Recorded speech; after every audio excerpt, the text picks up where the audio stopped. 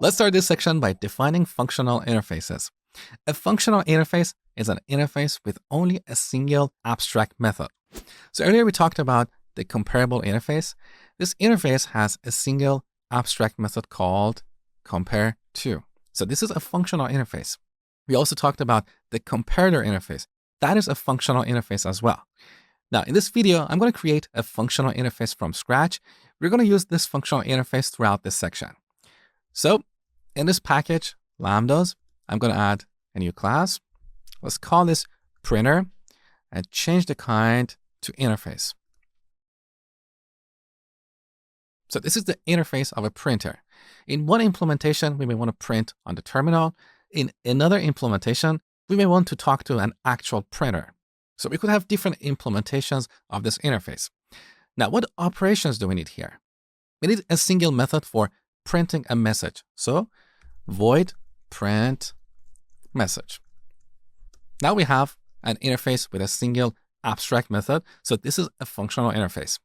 Now, in the second part of this series, I told you that in the recent years, Java introduced the concept of default methods in interfaces. These default methods can have implementation. So we can have a default method like this, default void print twice, which takes a message and prints it twice. So we can have code, we can have implementation in an interface.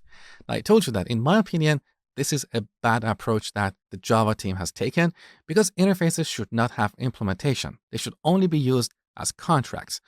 But that aside, what I want to point out here is that this interface has two methods. One of them is a default method with implementation. The other is an abstract method. This interface is still a functional interface because it has a single abstract method. So it doesn't matter if we have many default or even static methods in our interfaces. As long as we have a single abstract method, we refer to that interface as a functional interface. Now, let me delete this ugly default method. All right. So let's go ahead and implement this interface in a class. I'm going to add a new class called console printer. In this implementation, we're going to print on the console or terminal. So let's have this class implement the printer interface. Here we're going to add a print statement and print this message. Pretty straightforward, right? Now, back to our demo class. Here I'm going to create a static method, public static. I'm using static so I can easily call it from this other static method. It doesn't have to be static.